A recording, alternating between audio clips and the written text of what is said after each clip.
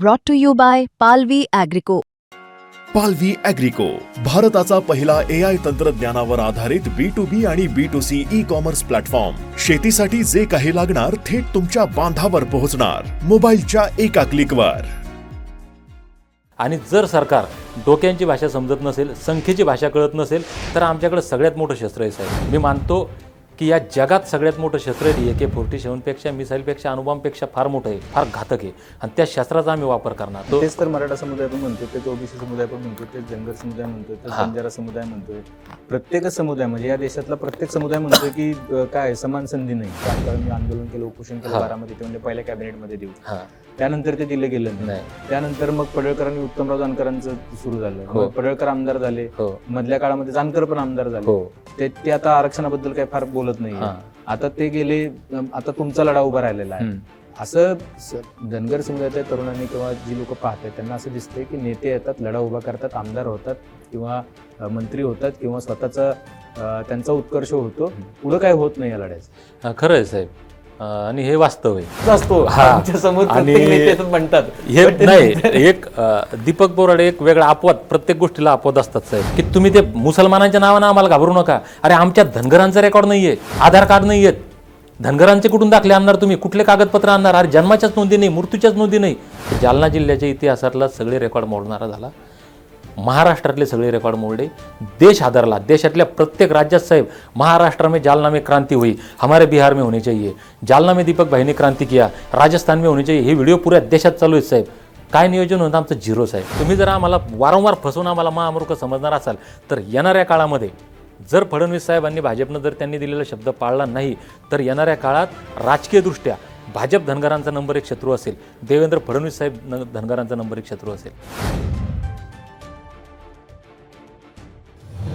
नमस्कार, मी अभिजित करंडे, मुंबई तकमध्ये आपल्या सर्वांचं स्वागत आहे. महाराष्ट्र सध्या केंद्रस्थानी आहे तो आंदोलनांमुळे, आणि ती आंदोलनं चालू आहेत आरक्षणासाठी. अर्थात सुरुवातीचं आंदोलन चालू झालं ते 3 वर्षांपूर्वी मनोज जरांगे पाटलांनी मराठा समुदायाला आरक्षण द्यावं या मागणीसाठी चालू केलं. अर्थात गॅझेटियर, हैदराबाद गॅझेटियर लागू करण्याचा निर्णय जो आहे तो सरकारनं दिला, आणि त्यानंतर ते आंदोलन शांत झालं. मात्र दुसऱ्या बाजूला ओबीसी समाज आक्रमक झाला, कुठल्याही पद्धतीनं आमच्यामध्ये वाटेकरी नकोत अशी भूमिका त्यांनी घेतली, आणि धनगर समुदायानं त्यामध्ये आघाडी घेत जर हैदराबाद गॅझेटियर लागू केलं जात आहे मराठा समाजाला, तर तेच गॅझेटियर आम्हालाही लागू का केलं जात नाही, आमचा समावेश STमध्ये म्हणजे आदिवासींमध्ये करा, ही आमची जुनी मागणी असताना त्याकडे का दुर्लक्ष केलं जात आहे, अशा पद्धतीची मागणी जी आहे ती जोर धरू लागली. आणि याच मागणीसाठी खरं तर दीपक बोराडे यांनी जालन्यामध्ये 16 दिवस आमरण उपोषण केलं. त्यांचा उपोषण 16व्या दिवशी सुटलं, स्थगित झालं. मात्र या आंदोलनामुळं सगळा परीघ जो आहे, राजकीय परीघ, तो पुन्हा ढवळून निघाला. त्याचं कारण असं आहे की धनगर समुदायाला आदिवासींमध्ये आरक्षण द्या ही मागणी 2014च्या आधीची, ज्या वेळेला आघाडीचं सरकार होतं त्यावेळेला महादेव जानकर यांनी याच मागणीसाठी बारामतीमध्ये उपोषण केलं होतं. आणि त्यावेळेला तत्कालीन प्रदेशाध्यक्ष देवेंद्र फडणवीस यांनी पहिल्या कॅबिनेटमध्ये आम्ही आरक्षण देऊ असं सांगितलेलं होतं. आज त्याला 12-13 वर्ष उलटून गेलेली आहेत. आरक्षण अजूनही धनगरांमध्ये त्यांचा समावेश झालेला नाही आहे. मधल्या काळामध्ये बरीचशी आंदोलनं झाली, आणि आता त्या पुन्हा एकदा आंदोलन करण्याची गरज का पडते, पुन्हा एकदा रस्त्यावर उतरण्याची गरज का पडते, दीपक बोराडे नेमके कोण आहेत, ते आत्ता अचानक आंदोलन का करू लागलेले आहेत, असे अनेक प्रश्न विचारले जाऊ लागले. आणि या सगळ्याबद्दलच बोलण्यासाठी आपल्यासोबत स्वतः दीपक बोराडे आहेत. बोराडे साहेब, आपलं खूप खूप स्वागत आहे मुंबई तकमध्ये. धन्यवाद. पहिलं तर लोकांना खूप उत्सुकता आहे की दीपक बोराडे आहेत कोण, म्हणजे तुमची पार्श्वभूमी काय, तुम्ही आधी काय करत होतात, अचानकपणे आंदोलनात तुम्ही दिसलात, पण तुमच्याबद्दल उत्सुकता आहे. त्यामुळे तुमचा जन्म कुठे झाला, शिकलात कुठे, तुमची कौटुंबिक पार्श्वभूमी काय, याबद्दल लोकांना फार उत्सुकता आहे. माझा जन्म कौटुंबिक जर सांगायचं म्हटलं तर फार मोठा इतिहास साहेब, मी इतक्या खोलात जाणार नाही. माझा जन्म गोंदनखेडा, तालुका जाफराबाद, जिल्हा जालना, एका सामान्य शेतकरी कुटुंबात. माझ्या जन्मानंतर 4 वर्षानंतर आई वारली असं लोक म्हणतात. मला काही कळत नाही, आठवत नाही.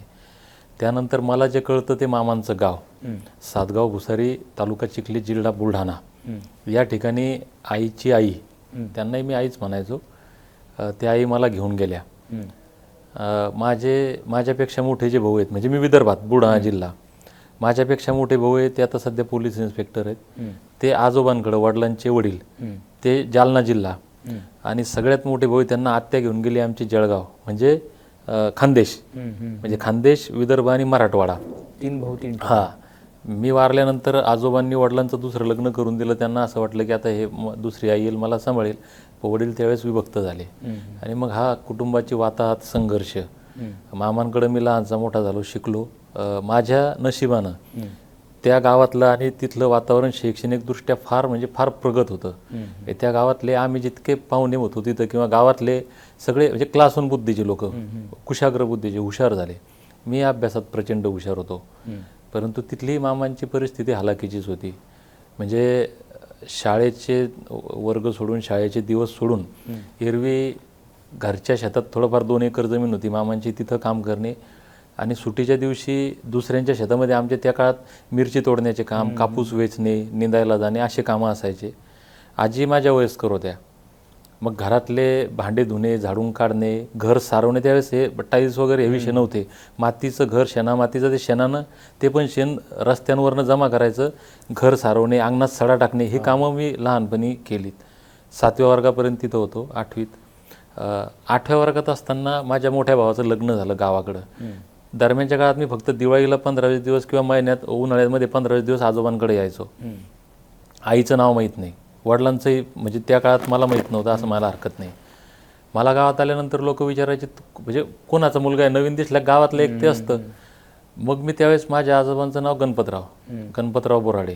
आजोबांचाही फार मोठा संघर्ष आहे जीवनकाळात, पण त्यांनी स्वकष्टानं एक स्वतःचं वेगळं साम्राज्य आणि अस्तित्व निर्माण केलं होतं. पण ते नंतरच्या काळात ते थोडंसं लयाला गेलं आणि बिकट परिस्थिती आली. तर मी त्या आजोबांचं नाव सांगायचो, गणा आबाचा नातू. आणि मग त्यावेळेस ते लोक, त्यांच्या डोळ्यात अश्रू यायचे की अरे तू आईचं नाव नर्मदा नबीचं आहे का, नर्मदाबाईचं आहे का. ते म्हातारे वयस्कर लोकसुद्धा रडायचे की ज्यावेळेस आम्हाला खायला अन्न नव्हतं, तुझी आई आम्हाला खायला द्यायची, फळं द्यायची, अन्नधान्य द्यायची, ते आईची पुण्य आहे. म्हणून माझी गाडी आत्ता, माझ्या गाडीच्या समोर लिहिलेलं आहे आबांचा आशीर्वाद आणि पाठीमागं आईची पुण्य आहे. म्हणजे हे गाडीवर सुद्धा लिहिलेलं असतं. एक त्यांचे संस्कार, त्यांचे कर्म आहेत की जे आमच्या याच्यामध्ये आले. प्रचंड संघर्षामध्ये, म्हणजे 12वीचं मला आठवतं की पायात चप्पल नाही, 4-5 किलोमीटर पायी प्रवास, कपडे म्हणजे ढुंगणावर फाटलेली पॅन्ट कायम असायची. अशा संघर्षामध्ये मी संभाजीनगरला LLBला ॲडमिशन घेतलं. 12 वाजेपर्यंत कॉलेज करायचं, नंतर काम, पार्ट टाईम जॉब, त्यात बजेट बसलं नाही. मोठे भाऊ संभाजीनगरला MAला होते त्यावेळेस. आम्ही म्हणजे बुद्धीनं एकदम हुशार, परंतु परिस्थितीनं मागे राहिलो. भाऊ MAला तिथं कमवा आणि शिका योजनेअंतर्गत एक 450 रुपये महिन्याला मिळायचे. त्या 450 तो महिना काढायचा. पण नंतर तो पोलीस भरती झाला, मलाही त्यांनी सपोर्ट केला. पण मग ते परिस्थिती, पगार कमी, आणि मी निर्णय घेतला की आता हे काही जमत नाही, आपणही स्वतःच्या पायावर उभं राहिलं पाहिजे. आणि मग त्यावेळेस नोकऱ्या ह्या नव्हत्या आणि पोलीस खात्यात पण तुमचे कॉल येणे, ते म्हणजे तुम्हाला कॉल येण्यासाठीच फार संघर्ष होता. पण त्यावेळेसचे गृहमंत्री आबांनी, एक RR पाटलांनी चांगला निर्णय घेतला होता पोलीस भरतीच्या बाबतीत. आणि मग मी निर्णय घेतला की पोलीस भरती सगळ्यात सोपी आहे आपल्यासाठी. स्वतःच्या पायावर उभं राहिलं पाहिजे. आणि कृष्णप्रकाश हे पोलीस खात्यात एक नावाजलेलं आणि एक ब्रँड नेम ज्याला म्हणतो असं होतं. आणि मी निर्णय घेतला की आपण बुलढाण्याला भरती होतो, आणि बुलढाणा माझं जन्मभूमी, कर्मभूमी समजा बऱ्यापैकी बुलढाणाच होतं. मग मी बुलढाण्याला गेलो आणि भरती झालो. त्याचा साली भरती झालो 2005ला. 23 मार्चची माझी म्हणजे ऑर्डर आहे, पण जॉईनिंग 28 मार्च. त्याचाही फार मोठा आहे इतिहास आहे. तिथे गेल्यानंतर लोकांनी थोडंसं हिनवलं की अरे तू आला मराठवाड्यातला. मी त्यांना म्हणजे फार त्याला रब भाषा होती त्यावेळेस ती. मी पण थोडासा हुल्लड बुद्धी किंवा हे म्हणू त्याला, म्हटलं मी बदनशिबी म्हणून तुमच्या इथं आलो कॉन्स्टेबल म्हणून. मी जर नशिबवाला असतो तुमच्या सर्वांचा बॉस IPS म्हणून आलो असतो. आणि मी जर नशिबवाला असेल तर 5 वर्षाच्यावर नोकरी करणार नाही, म्हणजे असं त्यावेळेस बोललो होतो. पोलीस खात्यातली माझी नोकरी बुलढाणा जिल्ह्यामध्ये, म्हणजे पोलीस खात्याला शोभेल असं काम आहे. म्हणजे बरेच किस्से आहेत. त्यातला एक किस्सा आहे की पेपरला बातम्या होत्या, नेमका सिंगम पिक्चर रिलीज झालेला होता आणि माझ्या बाबतीत एक घटना घडली आणि त्या पेपरला बातमी होती की पिक्चरमध्ये सिंगम जिंकतो, पण रिअल लाईफमध्ये सिंगम हरला. आणि मी त्यावेळेसचे आमचे PI, DYSP, SP यांच्याशी फार मोठा संघर्ष केला. हे पोलीस खात्यात कॉन्स्टेबल एक छोटंसं पद आहे. ते PI समोर जात नाही, DYSP समोर लवकर जात नाही, SP तर फारच दूरचा विषय. मी या सगळ्यांसोबत एक प्रकारे भांडलो आणि त्यावेळेस मी जिंकलो. म्हणजे SP साहेब चांगले होते त्यावेळेसचे. त्यांनी मला साथ दिली, म्हणजे पोलिसांचं एक प्रकारे मनोबल वाढवण्याचं काम केलं आणि माझी बदली जे सगळे PI DYSP आणि आमदार खासदार मंत्री यांनी माझी बदली करण्याचा एक घाट घातला होता, तो हाणून पाडला. SP-नी मला साथ दिली आणि परत मग बातमी आली, शेवटी चिंगम जिंकला रिअल लाईफमध्ये. म्हणजे ते पण कारकीर्द एकदम स्वाभिमानानं पोलीस खात्याची झाली. मग तुम्ही नोकरी कधी सोडलीत? मी ॲक्च्युली 2014चा एक असाच इन्सिडंट आहे. म्हणजे नोकरी सोडायची माझ्या डोक्यात होतं की मी अधिकारी वगैरे व्हावं, नोकरी करावी, ह्या असं पुढं जाण्याचा विचार होता. परंतु माझं ते लॉई याच्यामध्ये मागं राहिलं. मग मी विचार थोडं सामाजिक चळवळीमध्ये आलो. जे महापुरुष खरं म्हणजे मी नेहमी म्हणत असतो की तुमचे आमचे विचार आजकाल जर आपण पाहिलं समाजामध्ये चाललं, ज्याला आपण नेता म्हणतो किंवा आयडॉल म्हणतो, लोकांचं नेतृत्व करणारे जे लोक आहेत, हे समाजाला भरकवटण्याचं काम करतात. दिशाहीन समाज पेटवण्याचं काम आजकाल पूर्ण राज्यात देशात चाललं आहे. खऱ्या अर्थानं आज या देशाला, या समाजाला एका चांगल्या वळणावर किंवा चांगल्या दिशेकडे घेऊन जाण्याचं काम कोणी करणार असेल, एक सुशिक्षित समाज, सभ्य समाज, शांत समाज, सुरक्षित समाज जर निर्माण करायचा असेल तर महापुरुषांचे विचारच हे करू शकतात. आणि हे महापुरुष माझ्या वाचण्यात आले. छत्रपती शिवाजी महाराज असतील, महात्मा फुले असतील, शाहूजी महाराज, बाबासाहेब अण्णाभाऊ साठे, होळकरांचा इतिहास गौरवशाली वाचण्यात आला, हे बरेच नाव. आणि मग मी चळवळीत आलो. म्हटलं यार, आता आपलं आयुष्य या महामानवांची नावं जे आपण घेतो तर यांचं नाव घेण्या इतकं तरी आपलं काम झालं पाहिजे, जीवन समर्पित झालं पाहिजे. मग माझा तसा पिंड व्याख्या त्याचा, माझे आत्तापर्यंत 500+ व्याख्यान झाले असतील राज्यात. कसल्या प्रकारचं मानधन नाही, गाडी भाडं नाही, डिझेलनी पैसे काहीच घेत नाही. आणि मग मी थोडंसं ह्या मूवमेंटपासून वेगळं आलो. नोकरी वगैरे, घर परिवार यातून थोडंसं विभक्त होता. एक इन्सिडेंट घडला की दिल्लीमध्ये केजरीवालांचं सरकार आलं आणि डोक्यात आलं. मोठ्या भावाशी बोललो, ते सहज म्हणले तुला पटतं ते कर, तुला जर वाटत असेल थांबायचं तर थांब. आणि मी केजरीवाल ज्या दिवशी शपथ घेत होते त्या दिवशी रिझाईन केला. त्याचंही फार रंजक स्टोरी आहे, पण रिझाईन केलं. गावाकडे आलो. मग सामाजिक पिंड तर होताच, पण क्रांतीसूर्य महात्मा ज्योतिबा फुले म्हणतात की सत्य वाचून सकळ कळा झाल्या अवकळा. माँसाहेब जिजाऊंनी बालशिवबाचं आयुष्य जे सुरक्षित होतं, चांगलं होतं, ते धोकादायक वळणावर आणून सोडलं आणि स्वराज्याची स्वप्न दाखवले की स्वराज्य पाहिजे. म्हणजे राज्याचंच त्यांनी धडे दिले, राजकारणाचे धडे दिले. पण मग तुम्ही हे सगळं करत असताना आरक्षणाच्या चळवळीत कुठून आलं? मी खरं म्हणजे आता मी समाज जर म्हटलं तर या महापुरुषांच्या नजरेतला समाज, यांच्या विचाराचा समाज म्हणजे समाज मानणारा मी माणूस आहे. मी जातपात मानत नाही, मी एकच जात, माणूस की धर्म असं मानणारा कार्यकर्ता आहे. परंतु ज्या जातीत जन्माला आलो, या जातीच्या वेदना पाहिल्या आणि मग लक्षात आलं की फार अवघड आहे. आमचा इतिहास काय आहे? म्हणजे या देशाचा निर्माता सम्राट चंद्रगुप्त मौर्य, पुढं चालून अर्ध्या अधिक आशिया खंडामध्ये या देशाच्या सीमा विस्तारित करणारे सम्राट अशोक, त्यांचे नातू, त्यांचे आम्ही वंशज आहेत. अटकेपार झेंडे फडकारणाऱ्या मल्हारराव होळकरांचे आम्ही वंशज. या जगात एखाद्या राजालाही जे जमलं नाही ते लोककल्याणकारी राज्य करणाऱ्या जागतिक कीर्तीच्या महाराणी अहिल्याबाई होळकरांचे आम्ही वंशज आहेत. आम्हाला इतिहास फारसा म्हणल्यापेक्षा फार चुकीचा शिकवल्या गेल्या. आमच्या डोळ्यासमोर पटकन येतं की खूप लढी मर्दानी होतो झाशीवाली राणी ती. या झाशीच्या राणीचाही जन्म झालेला नव्हता साहेब. तेव्हा यशवंतराव होळकरांची मुलगी भीमाई होळकर यांनी प्रचंड शौर्य गाजवलं. ते भीमाई होळकरांचे आम्ही वंशज. 18 लढाया इंग्रजांसोबत लढले महाराजा यशवंतराव होळकर, एकही लढाई हारले. ज्यांना या देशाचा नेपोलियन बोनापार्ट म्हटलं गेलं, त्या महाराजा यशवंतराव होळकरांचे आम्ही वंशज. एवढा गौरवशाली ज्वाजल्य इतिहास आहे, एवढा दान धर्म पुण्यकर्म करणारे अहिल्याबाईंचे आम्ही लेकरं. आणि आमच्या समाजाची वाताहत फार भयानक आहे. काय वाताहत म्हणजे? मी ज्यावेळेस रिझाईन करून आलो, मी निवडणूक लढलो विधानसभा. आणि मी ते पॉम्पलेट, भोकरदन, जालना, मी ते पॉम्पलेट घेऊन ज्यावेळेस लोकांकडे गेलो तर बऱ्याच लोकांना ते पॉम्पलेट वाचता येत नव्हते, म्हणजे अज्ञान. आणि मी पाहिलं वाड्या वस्त्यांवर ते मेंढरांमागं लोक राहतात, त्यांचं राहणीमान, जीवनमान, शिक्षण नाही आहे, प्रचंड अज्ञान. आणि म्हणलं यार हे काय समाजाची अवस्था आहे. आणि मग त्यावेळेस मी या लढ्यातले, खरं म्हणजे हा जो लढा आहे हा आजचा नाही आहे, हा दीपक बोर्डेचा लढा नाही आहे, हा महादेव जानकरांचा लढा नाही आहे, हा कोणतेही नेते धनगर समाजाचे असतील हे आत्ताची नावं आपल्याला दिसतात, पण हा लढा सुरू केला खऱ्या अर्थानं BK कोकरे. त्यांना आम्ही धनगरांचा क्रांतीसूर्य म्हणतो, बारामतीतून. हे केमिकल इंजिनियर, हे फार हुशार माणूस. जर म्हणजे आपल्या भाषेत जर म्हणायचं त्यांनी जर ठरवलं असतं माझा परिवार कुटुंब काहीतरी उद्योगधंदे करायचे तर ते आजचे अब्जाच दिस राहिले असते. पण त्यांच्या लक्षात ज्यावेळेस आलं त्यांनी जीवन वाहून घेतलं आणि हा लढा उभा केला. हा बी.के. कोकरे साहेबांचा लढा सुरू केला आणि मग हे सगळे माझ्या वाचण्यात आले की अरे हे धनगरांचं असं आहे. आणि मग मी या आंदोलनामध्ये म्हटलं की आपण याच्यात असलं पाहिजे. ऑलरेडी आरक्षण आहे ना, मग तुम्हाला असं का वाटलं की हा लढा आता पुरत जाऊन काय एसटीच्या आरक्षणापर्यंत निघून गेला? आरक्षण साहेब, धनगरासारखी दुर्दैवी जमात या देशात नसेल, मी जबाबदारीनं बोलतो, राज्यात नाही. आम्हाला या राज्यात NTCचं आरक्षण आहे, केंद्राच्या याच्यामध्ये आम्ही OBC आहोत आणि बाबासाहेबांनी दिलेल्या संविधानामध्ये ST आहोत. म्हणजे आमचं मूळ जे आपण म्हणतो ना हा देश संविधानावर चालतो, मी अत्यंत जबाबदारीनं बोलतो की संविधानावर हा देश चालतच नाही, संविधानाची अंमलबजावणीच नाही.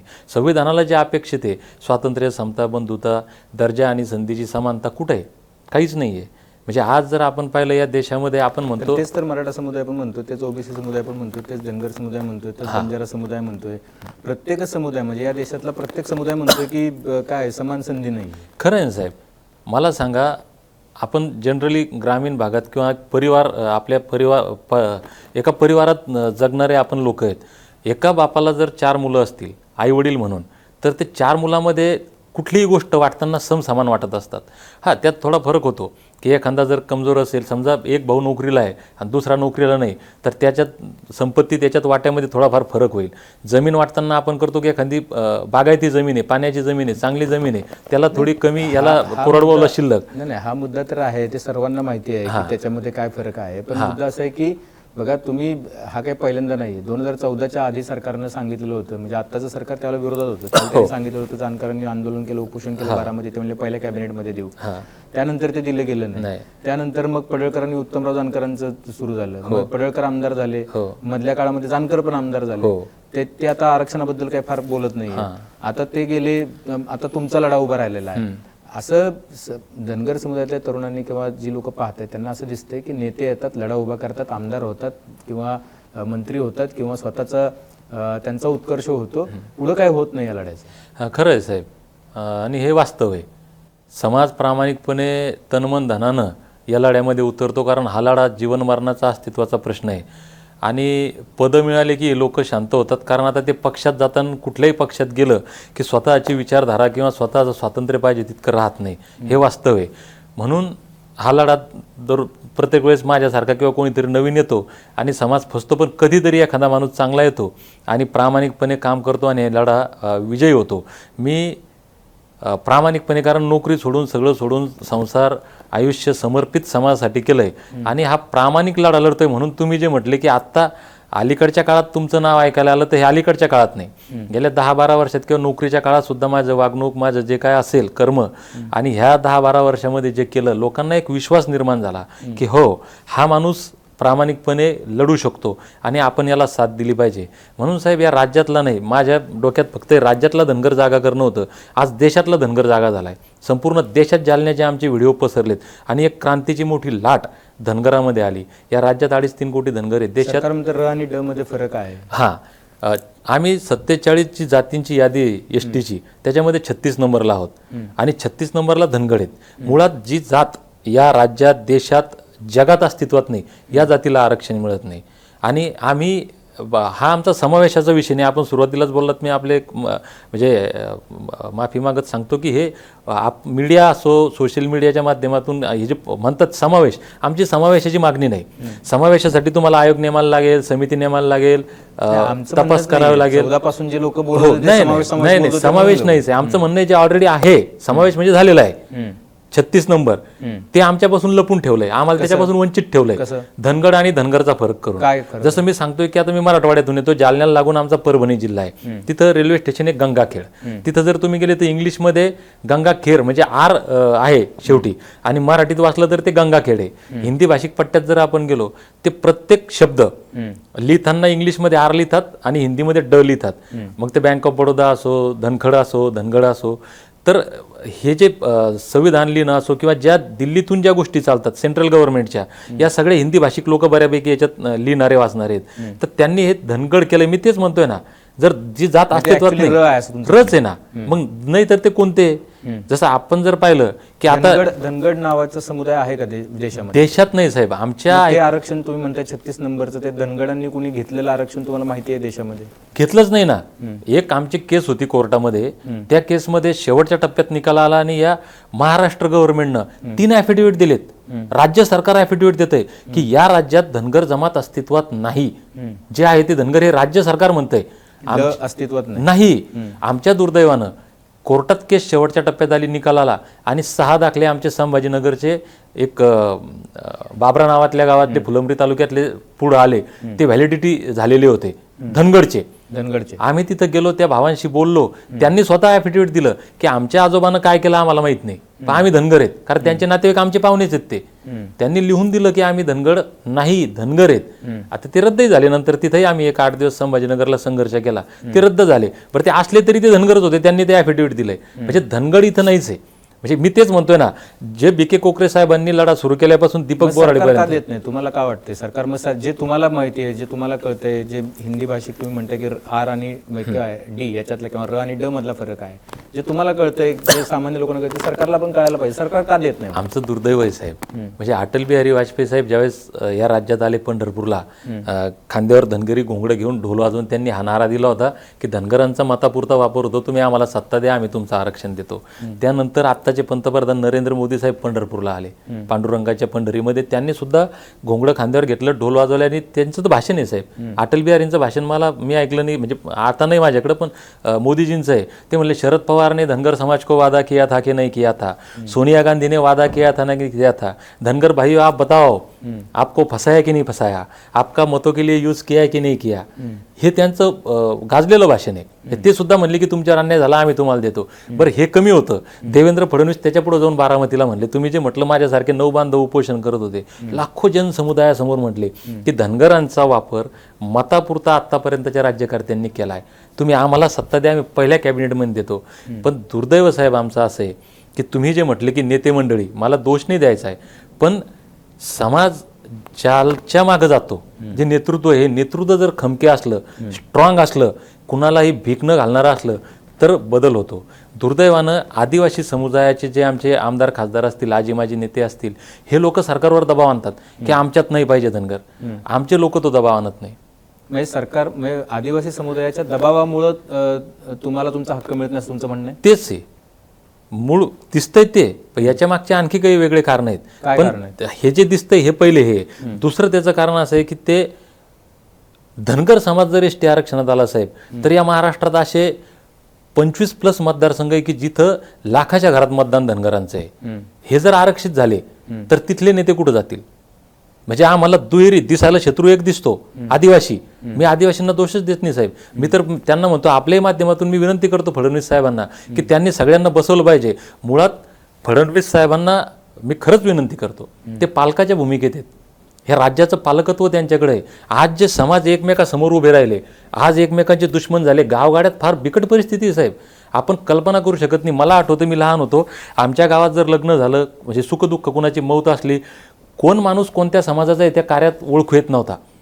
इतके लोक एकमेकाशी जीवाभावानं राहायचे, आजही राहतात. पण आत्ता परिस्थिती आहे जरी साहेब, नमस्कार करताना रामराम म्हणताना सुद्धा लोक जात पाहायला लागले. का बरं? इतका विद्वेष आज झाला. हे समाज एकमेकापुढे आले ना. मराठा समाज आरक्षण मागतोय, ओबीसी त्यांच्या विरोधात आला. धनगर मराठा वाद लावायचं चाललंय, धनगर आदिवासी वाद लावायचं चाललंय, हिंदू मुस्लिम वाद लावायचं चाललंय. गावात कुठं कोणाचा वादच नाहीये. फडणवीस साहेबांनी या सगळ्यांना एकत्र आणलं पाहिजे. राज्यकर्ते साहेब, स्पष्ट शब्दात बोलायचं तर सरकार सोडवतं नाही प्रश्न, त्यांनी सगळ्यांना बसवायला पाहिजे. या बसा, सांगा तुमचा प्रश्न काय आहे, तुमचा काय आहे, सत्य काय आहे, काय केलं पाहिजे, काय नाही केलं पाहिजे. प्रश्न सुटतात, सोडवले जाऊ शकतात, पण यांना सोडवायचेच नाही आहेत. तुम्हाला तुम्ही जे म्हणते की यांना प्रश्न सोडवायचे नाही, त्यांनी पूर्णपणे नुसता वादविवाद सुरू केलेला आहे. पण जे लोक जे आहेत आता आंदोलन करतात, बघा 2 प्रामुख्यानं लोक महाराष्ट्रामध्ये आंदोलन करत होते. एक जरांगे पाटील आंदोलन करत होते, हैदराबाद गॅझेट लागू करा. त्यांनी हैदराबाद गॅझेट लागू झालं, ते म्हणाले की हैदराबाद गॅझेट लागू झाल्यास त्यांचा दावा आहे. ते म्हणतात की बघा, आणि मग धनगर समाजातले नेते म्हणतात की जर हैदराबाद गॅझेट तुम्ही लागू केले तर ज्या हैदराबाद गॅझेटनुसार तुम्ही मराठ्यांना कुणबी म्हणताय त्याच हैदराबाद गॅझेटनुसार तुम्ही आम्हाला ST मध्ये आरक्षण दिलं पाहिजे, कारण त्या हैदराबाद गॅझेटमध्ये तसं नमूद आहे. काय आहे हैदराबाद? नाही साहेब, आमचं हैदराबाद गॅजेटचंही मागणं नाही आहे. मी स्पष्ट आणि पण काय आहे का नम्रपणे नमूद करतो, हैदराबाद गॅजेटचा ना आमचा संबंध नाही, कुठल्या आयोगाचा ना आमचा संबंध नाही, समितीचा ना आमचा संबंध नाही, कोर्टाचा ना आमचा संबंध नाही. आमचं म्हणणं आहे जे 36 नंबरला आहे, आता तेच म्हणणं आहे की तुम्ही मराठा समाजाला आरक्षण मिळालं, चला आनंदाची गोष्ट आहे, त्यांचा प्रश्न सुटला असं आपण मानूयात. पण ज्या मराठा समाजाला 4 आयोगांनी आरक्षण नाकारलं, हायकोर्टाने नाकारलं, सुप्रीम कोर्टाने नाकारलं, त्यांना तुम्ही किती तत्परतेनं GR काढता, किती तत्परतेनं देता. मग आमचं म्हणणं तेच आहे ना की देवेंद्र फडणवीस साहेब, तुमचा पक्ष स्वातंत्र्यानंतर सत्तेत पहिल्यांदा आला, या धनगर समाजाचा फार मोठा वाटा आहे. देवेंद्र फडणवीस साहेब मुख्यमंत्री झाले, यात धनगर समाजाचा फार मोठा वाटा आहे, स्वतः कबूल करतात. मी 3-4 वेळेस असा समोरासमोर बैठकीला बसलेलो आहे फडणवीस साहेबांच्या. ते म्हणतात तर मी आमदार पण धनगरमुळे झालो, कारण माझ्या मतदारसंघामध्ये 20-25 हजार धनगर आहेत. पण आमचं म्हणणं तेच आहे ना की तुम्ही इतर समाजाला जसं तत्परता दाखवता, कायद्यात नसताना सुप्रीम कोर्ट नाकारतं की नाही, मग आमचं तर संविधानात आहे. धनगरची दुरुस्ती करायला अडचण काय? जे काय तुमच्याकडे बसतंय आम्हालाही सगळं माहिती आहे. तुम्ही धनगराकडे गेले तर पोराची PhD झाली, अभ्यास झाला या विषयामध्ये. आम्ही म्हणतो तुम्हाला काय करायचं ते, कारण तुम्हीच म्हटले ना, फडणवीस साहेब म्हटले की माझ्याकडे गाडीघर पुरावे, माझा अभ्यास झालेला आहे, मी वकील आहे. मग आता आमचं म्हणणं आहे तुम्ही तुमची बुद्धीपणाला लावा ना. तुम्हाला तुमच्याकडनं होतं तुम्ही करा.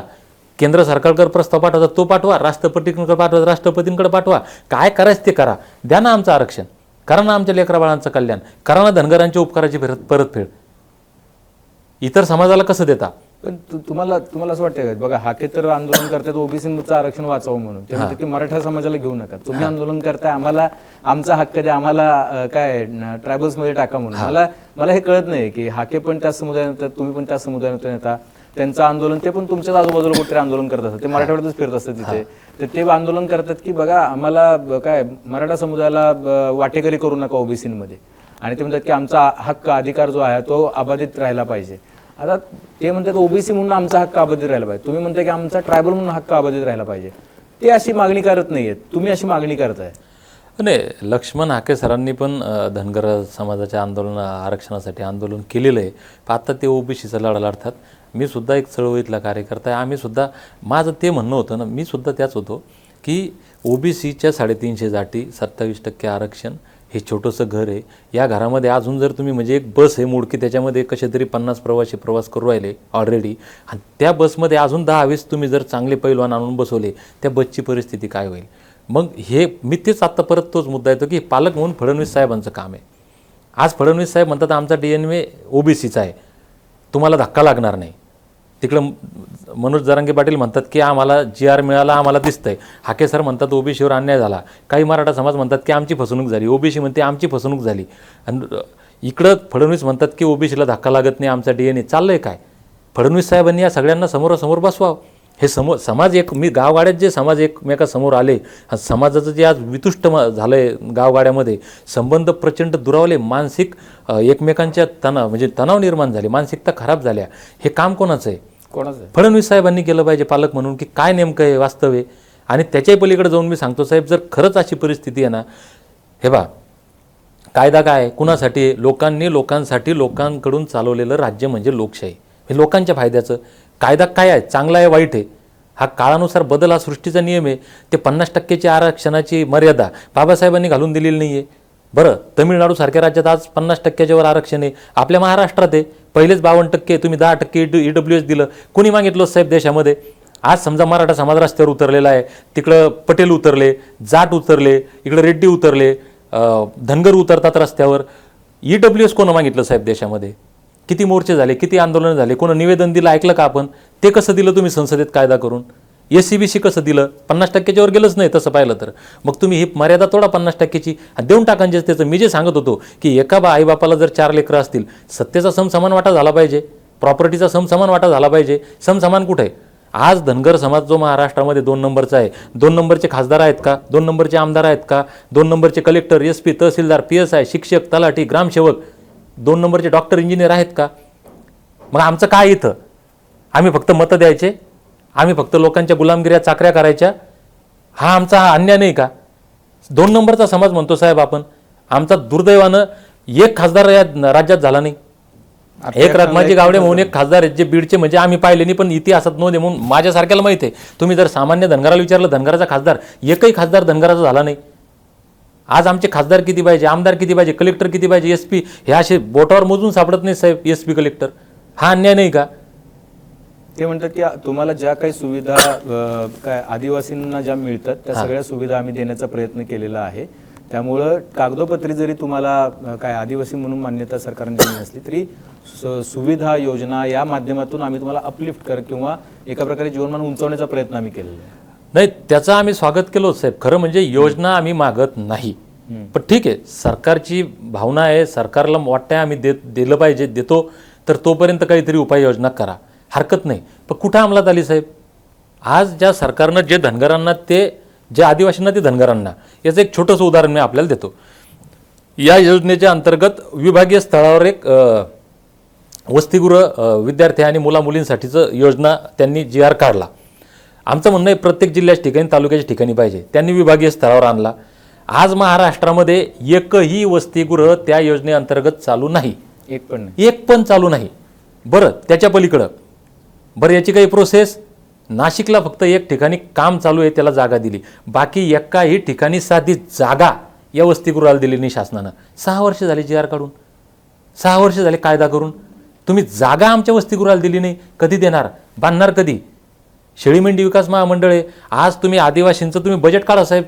19 नंतर या योजना दिल्या, या 6 वर्षामध्ये आदिवासींचा निधी कमीत कमी 25-30 हजार कोटी आला असेल. 7% आदिवासींना 25-30 हजार कोटी, मला एक्झॅक्ट आकडा सांगता येणार नाही, 25-30 हजार कोटी निधी आला असेल साहेब. 15% धनगर या राज्यामध्ये 1,000 कोटी सुद्धा या 5 वर्षात मिळालेले नाहीत. म्हणजे 15% समाजाला तुम्ही 1,000 कोटी देत नाही, आणि 7% दुःख नाही, आदिवासींना 50,000 कोटी द्या, ते बिचारे ते मागासलेले आहेत, आम्हाला त्याच्याबद्दल दुःख नाही. पण तुलना जर करायची तर 7% लोकांना तुम्ही 25,000 कोटी देता आणि 15% लोकांना 1,000 कोटी सुद्धा नाही. हा अन्याय नाही का? हा तुझ्या भाव नाही का? ह्या अन्यायाविषयी कोण बोलायचं? म्हणून आता आमच्यासारख्या तरुणांनी या सगळ्या गोष्टींचा अभ्यास केलाय की सरकार नुसतं फसवतच नाही तर महाफसवणूक करत आहे. तुम्ही जे बोलताय ते तुमचे बाकीचे जे प्रतिनिधी आहेत, आता धनगर कम्युनिटीचे नेते म्हणून जर कोणी प्रसिद्ध असतील महाराष्ट्रात तर एकतर गोपीचंद पडळकर आहेत, ज्यांना भाजपनं मान्यता दिली आहे, ते आमदार आहेत. त्याच्यानंतर प्राध्यापक लक्ष्मण हाके आहेत आणि तुम्ही आहात. गोपीचंद पडळकर एकीकडे हिंदुत्वाचा गजर करतायत, ठीक आहे, हाके सर ओबीसींचा गजर करतायत किंवा ओबीसींच्या लढा लढत आहेत, आणि तुम्ही धनगरांना काय आमचा अधिकार द्या आरक्षणाचा, ट्रायबल आरक्षणाचा, त्याचा लढा लढताय. ही एक वाक्यता का नाही साहेब? आता व्यक्ती तितक्या प्रवृत्ती, प्रत्येकाच्या विचारधारा, काम करण्याची पद्धत वेगळी आहे. ज्याला जे समजतं ते तसं करतात. मला माहीत आहे की हिंदू मुसलमान करून धनगरांचे प्रश्न सुटणार नाहीत. जर हिंदू मुसलमानांचे प्रश्न करून हिंदू मुसलमानांना शिव्या देऊन जर माझा प्रश्न सुटला असता तर मी उद्यापासून ते करायला तयार आहे. मी ओबीसी मराठा करून जर आमचा प्रश्न सुटणार असेल तर मी उद्यापासून त्या लढ्यात आहे. मी होतो ना त्या लढ्यात ऑलरेडी, मी सोडला, फायदा नाही साहेब. मराठा ओबीसी करून माझा प्रश्न सुटणार नाहीये. आमच्या लेकरा बाळांचं वाटोळ झालंय. आमचे लेकरं बाळा आज साहेब जन्म कुठं होतं, मृत्यू कुठं होतं माहीत नाही साहेब. लग्न नाशिकच्या माणसाचं लग्न आमच्या जाफराबादच्या जंगलामध्ये होतं, नाशिकचा माणूस आमच्या परभणीच्या जंगलामध्ये मरतो, त्याचे दाखले नाहीत साहेब, रजिस्टरला कुठंच नोंदी नाही आहेत. म्हणजे ते जे मागे NRC CA जे कायदे काढेन साहेब, तर मी स्वतः विरोध केला त्या कायद्याला की तुम्ही ते मुसलमानांच्या नावानं आम्हाला घाबरू नका. अरे आमच्या धनगरांचा रेकॉर्ड नाही आहे, आधार कार्ड नाही आहेत, धनगरांचे कुठून दाखले आणणार तुम्ही, कुठले कागदपत्र आणणार? अरे जन्माच्याच नोंदी नाही, मृत्यूच्याच नोंदी नाही, आमच्या लेकरांचं वाटोळ होतंय. म्हणून मला कळतंय की माझा प्रश्न काय आहे, STचा, मी त्याच्यासाठी भांडतोय. आता ज्याला जे दिसतंय सुचतंय त्यांना ती विचारधारा तिकडे द्यायचे, काय फायदे असतील ते करतील. मला जे दिसतंय म्हणून मी धनगराच्या माझ्या लेकरांना म्हणतोय ना, माझ्या तरुणांना म्हणतोय की तुम्हाला जर वाटत असेल की मी योग्य लढा लढतोय, तुम्ही मला साथ द्या. ते तुम्ही पाहिलं 24 तारखेला मोर्चामध्ये साहेब, 24 तारखेचा मोर्चा आमच्या जालना जिल्ह्याच्या इतिहासातला सगळे रेकॉर्ड मोडणारा झाला. महाराष्ट्रातले सगळे रेकॉर्ड मोडले, देश हादरला. देशातल्या प्रत्येक राज्यात साहेब, महाराष्ट्र में जालना में क्रांति हुई, हमारे बिहार में होनी चाहिए, जालना में दीपक भाई ने क्रांति किया, राजस्थान में होनी चाहिए. हे व्हिडिओ पुऱ्या देशात चालू आहेत साहेब. काय नियोजन होतं आमचं? 0 साहेब. 1% सुद्धा आम्ही काम केलं नाही, 1 रुपया कोणाला दिलं नाही, आणि कल्पना करू शकत नाही असा मोर्चा झाला साहेब. कारण समाजानं पाहिलं, समाजाला आता कळायला लागलंय. काय तुम्हाला आश्वासन दिलं? तुमच्याकडे एवढे गिरीश महाजन येऊन गेले, पंकजा मुंडे येऊन गेल्या, एवढे मंत्री आले, तुम्ही काय उपोषण स्थगित केलं नाही साहेब? ते आल्यामुळे मी उपोषण स्थगित केलं नाही CM साहेब माझ्याशी स्वतः बोलले 15 मिनटं. त्याच्यानंतर CM साहेबांनी बैठक बोलली, त्यातसुद्धा बोलले. त्यांनी जे 2014ला आम्हाला शब्द दिला होता आश्वासन, तेच आत्ता देत आहेत. आमचं म्हणणं आहे आता आश्वासन नको. आम्ही एकदा फसलो, दोनदा, साहेब एकदा फसवलं त्याला आपण मूर्ख म्हणू, दोनदा फसवलं त्याला मूर्ख म्हणू, तीनदा म्हणलं मूर्ख, पण प्रत्येक वेळेस फसला त्याला महामूर्ख म्हणू ना. आम्ही मूर्ख झालो, आता महामूर्ख होणार नाही. आम्हाला आता शब्द नाही पाहिजे, कृती पाहिजे, हा आमचा नारा आहे. आणि मी जे उपोषण सोडलं तर माझी तब्येत डाऊन झाली होती आणि कुठल्याही क्षणी काही झालं असतं मी मरणाला भीत नाही साहेब. मी कित्येक वेळेस मरणाच्या दारातून वापस आलो, मरण माझ्या दारातून वापस गेलं. मी घाबरलो की माझ्या तब्येतील जर कमी जास्त झालं तर हा तरुण रस्त्यावर उतरल, अनागोंदी होईल, आंदोलन भरकटल, जाळपोळ होईल, सामान्य लोकांना त्रास होईल आणि मला आंदोलन भरकटू द्यायचं आणि माझ्या समाजाला न्याय मिळाला पाहिजे, आमच्या लेकरा बाळांचं कल्याण झालं पाहिजे. हा प्रामाणिक उद्देश घेऊन मी भांडतोय, म्हणून मी आंदोलन स्थगित केलं आहे. मी सरकारच्या वतीनं स्थगित नाही केलं, मी लहान लेकराच्या हातानं उपोषण सोडवलं. आणि आम्ही ठाम आहे की सरकार आता शब्द नको, फसवणूक नको. आणि आता येणारा काळ आहे साहेब, मी दिवाळीनंतर राज्यात 2 गोष्टीसाठी फिरणार आहे. एक, जे समाज बांधव जालन्यामध्ये स्वतःचा वेळ आणि पैसा खर्च करून आले त्यांचा आभार मानायचं, आणि दुसरं त्यांच्यामध्ये एक नवीन ऊर्जा निर्माण करायची नवीन लढाईसाठी. आणि सरकार जर संख्येलाच घाबरत असेल तर आम्ही एकदा संख्या दाखवून देणार आहे. सरकार जर मुंबईत आल्यानंतरच जर त्यांची मागणी आंदोलकांची मान्य होत असेल तर आपण इथं मुंबईमध्ये आहातच. मी आपल्याला खात्रीनं सांगतो साहेब, मुंबईमधले आंदोलनाचे सगळे रेकॉर्ड तुटतील, मुंबईमधले गर्दीचे सगळे रेकॉर्ड तुटतील. मी तुम्हाला सांगत नाही तारीख कधी राहील, महिना कोणता राहील, वार कोणता राहील, पण ज्या दिवशी धनगर समाजाचं पिवळं वादळ या मुंबईमध्ये येईल, मुंबईतले सगळे रेकॉर्ड तुटतील. तुमचं प्लॅन आहे मुंबईमध्ये आंदोलन करायचं? 100%. मी दिवाळीनंतर ते डिक्लेअर करेल तुम्हाला. मी राज्यभर फिरणार आणि फिरण्याला सुरुवात करायच्या अगोदर मुंबईची तारीख डिक्लेअर करणार, त्या दिवशी मुंबईत येणार. आणि अपेक्षा करतो की तोपर्यंत तरी सरकार घाबरलं पाहिजे. आणि जर सरकार डोक्यांची भाषा समजत नसेल, संख्येची भाषा कळत नसेल, तर आमच्याकडे सगळ्यात मोठं शस्त्र आहे साहेब. मी मानतो की या जगात सगळ्यात मोठं शस्त्र आहे ते विश्वरत्न डॉक्टर बाबासाहेब आंबेडकरांनी दिलेला मताचा अधिकार. ते AK-47पेक्षा, मिसाईलपेक्षा, अणुबॉम्बपेक्षा फार मोठं आहे, फार घातक आहे. आणि त्या शस्त्राचा आम्ही वापर करणार. सरकार जर आम्हाला घाबरत नसेल, सरकार जर त्यांचा दिलेला शब्द पाळत नसेल, सरकार जर धनगरांच्या उपकाराची जाणीव ठेवत नसेल, तर मुंबईतून जर आम्ही येऊन सुद्धा सरकारनं मानलं नाही तर मुंबईतून आम्ही ज्यावेळेस बाहेर पडू, म्हणजे हा नारा तर आत्तापासूनच आहे, पण त्यावेळेस तो नारा ताकदीन राहील आमचा की ST सर्टिफिकेट नाही तर मतदान नाही. येणाऱ्या सगळ्या स्थानिक स्वराज्य संस्थांच्या निवडणुका, नगरपालिका, महानगरपालिकेच्या निवडणुका, याच्यामध्ये भाजपच्या कोणत्याही उमेदवाराला मतदान करू नये हा नारा मी घेऊन जाणार आहे. आता भाजपला करू नये म्हणून काही काँग्रेस, राष्ट्रवादीवाल्यांनी, सेनेवाल्यांनी खुश व्हायचं कारण नाही, कारण हे सापनात आहे ते नागनाथ आहेत आमच्यासाठी. तेही दुश्मन आहे, त्यांनी आमच्यासाठी काही केलं नाही. आत्तापर्यंत त्यांच्याही एका नेत्यानं काही शब्द बोललेले नाही. पण आज रोजी आमचा मित्र नंबर 1 भाजप आहे, कारण 90% समाज भाजपसोबत आहे. आज मित्र नंबर 1 आमचा देवेंद्र फडणवीस आहे, कारण 90% समाज त्यांच्यासोबत आहे. पण तुम्ही जर फसवणूक करणार असाल, तुम्ही जर आमच्या लेकराबाळांचं वाटोळं करणार असाल, तुम्ही जर आम्हाला वारंवार फसवून आम्हाला महामूर्ख समजणार असाल, तर येणाऱ्या काळामध्ये जर फडणवीस साहेबांनी, भाजपनं जर त्यांनी दिलेला शब्द पाळला नाही तर येणाऱ्या काळात राजकीयदृष्ट्या भाजप धनगरांचा नंबर 1 शत्रू असेल, देवेंद्र फडणवीस साहेब धनगरांचा नंबर 1 शत्रू असेल. या स्थानिक स्वराज्य संस्थांच्या निवडणुकांच्या आधी तुमचं हे आंदोलन आणि हा निर्णय होणार आहे का नंतर होणार आहे? अगोदर 4 वर्ष काही निवडणुका नाही आहेत. नाही साहेब, आंदोलनं आमची होतात, कारण मी सुद्धा 2014 पासून प्रत्येक आंदोलनामध्ये निवडणुकीच्या तोंडावर आंदोलन होतं. ते आंदोलन कुठंतरी भरकटतं, त्याचे वेगवेगळे कारणं मी त्या खोलात जाणार नाही आता सध्या, कारण मला इतिहासातून माणसानं धडा घेतला पाहिजे. कारण बाबासाहेब म्हणतात जो समाज इतिहास आपला विसरतो तो इतिहास घडवू शकत नाही, आणि काशीरामजी म्हणतात जो समाज इतिहासापासून धडा घेत नाही, इतिहास त्या समाजाला धडा शिकवल्याशिवाय राहत नाही. आता आम्ही धडे घेतलेत, फार शिकलो आहे, आणि शिकून अनुभवातून आता हा नवीन लढा या ठिकाणी मी उभा केला आहे. तर आत्ता या लढ्यामध्ये हा विजयाच्या दिशेनं जाणारा लढा आहे, आणि विजयी होईपर्यंत थांबणार नाही. हे आंदोलन भरकटणार नाही. हे आंदोलन सातत्यानं जोपर्यंत न्याय मिळणार नाही, संविधानिक घटनादत्त अधिकाराची आमची अंमलबजावणी होणार नाही, आमच्या लेकरा बाळांच्या हातात सर्टिफिकेट येऊन त्यांचं कल्याण होणार नाही, तोपर्यंत हा लढा चालू राहणार आहे. मी हा प्रश्न खरं तर विचारणार नव्हतो, पण मला असं वाटतं की विचारलं पाहिजे, कारण की बघा ज्या वेळेला काय धनगर समुदायातल्या नेत्याने आंदोलनं केली आहेत त्यावेळेला नेत्यांचं काही ना काहीतरी झालं, पण समुदायाचं काही झालं नाही. आणि आम्ही तर काय इथपर्यंत ऐकले की बिरोबाची शपथ घेऊन सांगतो की भाजपला मतदान करू नका, असं पडळकर म्हणाले होते. की मी उभा राहिलो तरी मला करू नका असं म्हणाले होते. पण त्याच्यानंतर त्याच्या आधी जानकर साहेब होते भाजपसोबत, मी आता ते आहेत नाही आहेत त्यांचं स्टेटस काय माहीत नाही आहे, पण त्यांनी पण अशा पद्धतीची भूमिका घेतली होती की जे आपल्याला मग संघर्षाची भूमिका घ्यावी लागेल. आता ही जी भूमिका आहे ही भूमिका शेवटपर्यंत आंदोलक म्हणून आंदोलकांचे नेते म्हणून राहील का, हा पहिला प्रश्न. आणि दुसरा प्रश्न की उद्या जर एखादं पद एखादं जसं की आता बघतो आपण, तर तसं ऑफर केलं तर आम्हाला आता काय आश्चर्य वाटत नाही की एखादा नेता जर अचानकपणे एखाद्या पक्षामध्ये दिसला तर विश्वास कसा ठेवायचा. साहेब, मी अत्यंत नम्रपणे आणि जबाबदारीने सांगतो, आपण इथंच आहोत. मी मुंबईतच आम्ही इथंच असतो, आमच्या समोर प्रत्येक नेते म्हणतात हे नाही. एक दीपक बोराडे एक वेगळा अपवाद, प्रत्येक गोष्टीला अपवाद असतात साहेब. आणि मी म्हणजे काय मोठेपणा किंवा फार हुशारकी मारण्याच्या याच्यात नाही सांगत. राजसत्तेचं मी तुम्हाला सांगितलं, फार शिवाजी महाराजांपासून सगळ्याचं पॉलिटिक्स इज द मास्टर की, असं बाबासाहेब म्हणतात. मी पोलीस खात्याची नोकरी सोडून विधानसभा लढलो. मी 3 विधानसभा लढलो, भोकरदनमध्ये लोकसभा लढलो. राजकीय महत्त्वाकांक्षा नाही असं नाही आहे, पण मी प्रामाणिकपणे सांगतो, जोपर्यंत माझ्या समाजाचा प्रश्न सुटणार नाही तोपर्यंत मी कुठलंच लाभाचं पद घेणार नाही. हे याच्यामुळं सांगतो आहे की नोकरी सोडतानाचा जो उद्देश होता, आज मी महिन्यातले 20, 22, 25 दिवस घर सोडून फिरतो साहेब. 1 रुपया कुठल्याच प्रकारचं कोणाचं मानधन नाही, कोणाच्या अडचणीत गेलो गाडी भाडं घेत नाही.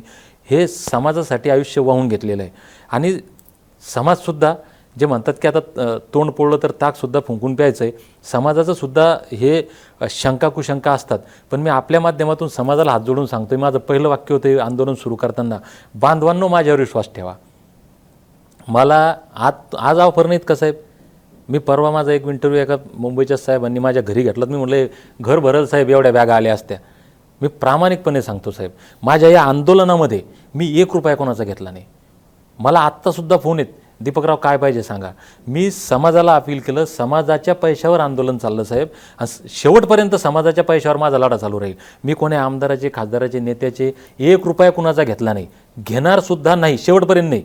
मला कमी पडले मी समाजालाच मागणार. मग मी ज्या प्रामाणिकपणे आणि स्वाभिमानानं आंदोलन चालवतो ना साहेब, त्याच स्वाभिमानानं आणि त्याच प्रामाणिकपणं याचा शेवट होईल. प्रत्येक गोष्टीला अपवाद असतात साहेब. ठीक आहे. आणि दीपक बोराडे याचा अपवाद राहील. नाही, आम्ही लक्ष आहे आमचं, आम्ही तर भेटत राहू. आपण बघा, आम्ही चर्चा करत असतो, म्हणजे प्राध्यापक हाक्यांशी पण करतो, पडळकरांशी पण करतो, आम्ही त्यांना आठवण पण करून देतो. अशा गोष्टी असतात बघा राजकारणामध्ये आणि समाजकारणामध्ये. आपल्या भेटी तर होत राहणार, पत्रकार म्हणून, तुमच्या आंदोलक म्हणून, नेते म्हणून. आता मुद्दा असा आहे की तुम्ही बघा इन जनरल पण वेगळे भूमिका तुमची आहे. तुम्ही वाचलंय बरंच, तुम्ही बघितलंय बरंच, तुम्ही नोकरी केली आहे पोलीस दलामध्ये, तुम्ही समाजामध्ये फिरलायत बरंच.